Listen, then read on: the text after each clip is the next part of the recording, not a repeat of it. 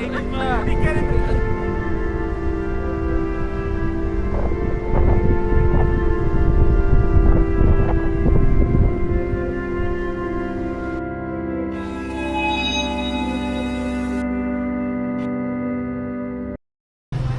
Dito kami sa jet fuel, tapos meron kami nakilala rito. Si Kuya pangalan mo ulit Kuya? Raymond, sir, Raymond. Ayan, shoutout ka tuloy Kuya Raymond. Shoutout po sa asawa ko sa nandun sa Teresita at dyan sa pamilya ko doon sa Tacloban. Shoutout Ayun. po. Ayun, si Kuya Raymond. So, location dito pa kami sa sa Santa Ana. Sentro to Kuya? Opo sir, sento po. Dito sa sentro kasi gabi na inabot na kami ng gabi kagabi. Inabot na kami ng gabi kagabi, no? 10 oras na kami ng gabi. Kaya nag-stay na lang kami rito sa sentro. Hindi na kami muna tumuloy sa angin. Magkano isang dugote? Magkano po? 10. Tapos itong laman, itong isaw. 10 lang po. Oo, diba? Budget meal. Pagpupunta kayo dito sa Santa Ana, dito kayo pumunta sa kumain sa Triple G Restaurant Catering Services. Pero ngayong umaga, tutuloy na kami sa angin. Medyo maulan nga lang, kaya yung outfit namin ni Pangit, the partner, kaya naka-raincoat na. So, ikot lang tayo dito saglit sa sentro. Pakita lang namin sa inyo yung sentro ng Santa Ana. Tapos, diretso na tayo ng Agip. Hindi namin sure kung makakapag-stay tayo sa Agip. Tingnan natin. Malapit na rin naman. 15 km na lang din yung Agip. So, tara. Gaya tayo. Salab. Peace. Kuya Raymond, peace. Bye-bye, Kuya Raymond. See you. Ikot muna natin doon. Oras natin, alas 10 na umaga. Yan, nandito na tayo sa bungad ng bundok. Sabi dito sa Google, 9.1 km yung hangin.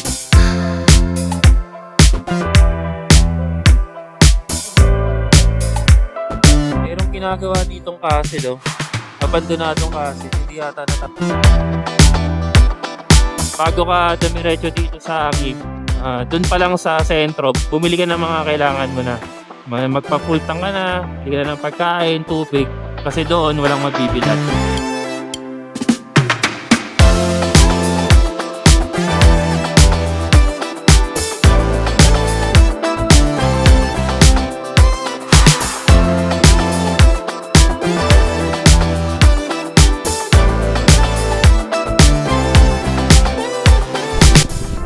Napahinto kami bigla ni Pangit dito sa kalsada.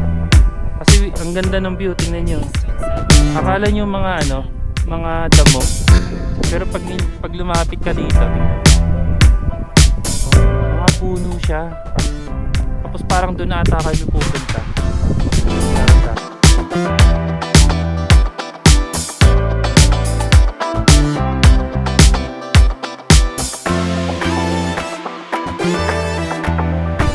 Kagabi, habang nagpapahinga kami ni Pangit, chinecheck ko kasi yung mapa papuntang Santa Ana.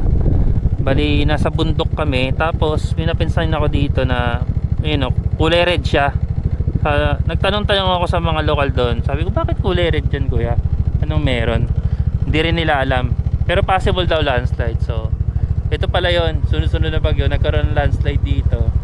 Pero nagawa na rin naman ng paraan. Nagtayo sila dyan ng kung nagkamali ata tayo ng daan, papunta na to ng Poso Robo eh.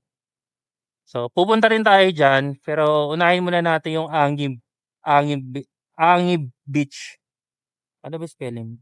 Angib Beach. So, tara, balik tayo, balik.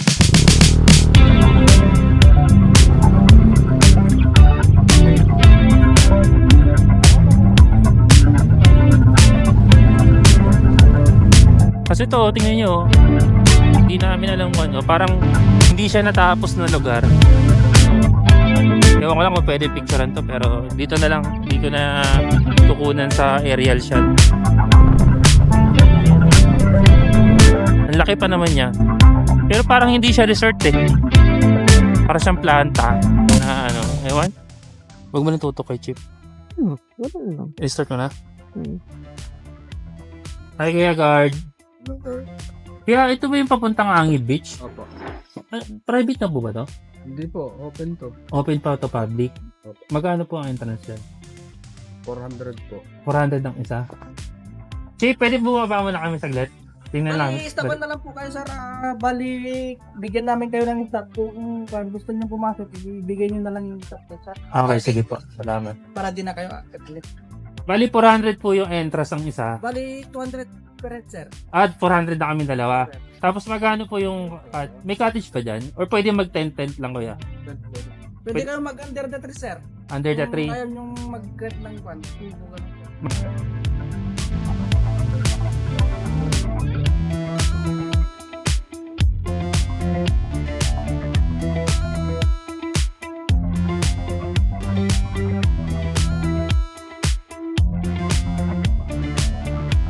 Sige. Pag mag-overnight kami, magkano? Iba kasi yung ano sir, iba kasi yung Iba yung rate ng overnight saka... overnight saka day trip sir. Ito po yung day trip 200 saka yung overnight magiging 300 na po yun sir. 300 na. Yes sir. Pag overnight. Sige. Baka tingnan muna namin. Okay lang baka mabayaran muna namin yung day trip. Tapos pag mag-ano kami ng... Mamayang hapon sir. Add na lang ulit kami ng 100. Sige. Ay hindi sir, hindi mag-add ng 100, 300 it's ulit yun sir. 300 is ulit yun.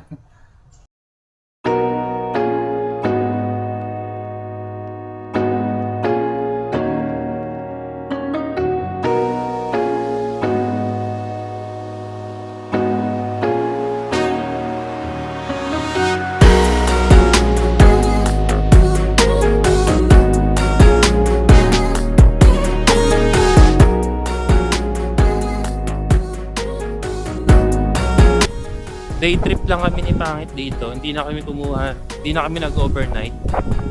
Kasi magagahol kami sa oras. Plano pa namin bumaba ng Apari ngayong araw. Ito yung lugar ng resort. Ang kagandahan dito, may dagat na maganda, white sand, malawak yung paligid, tapos may mga puno. Madalas daw tong location ng mga nagpe-print up. Kanina pagdating namin may nagpe-print up na rin dito. Pack up na rin tayo at gahin na tayo papuntang Apari. So, ako lang yung naligo, si Pangit hindi na naligo.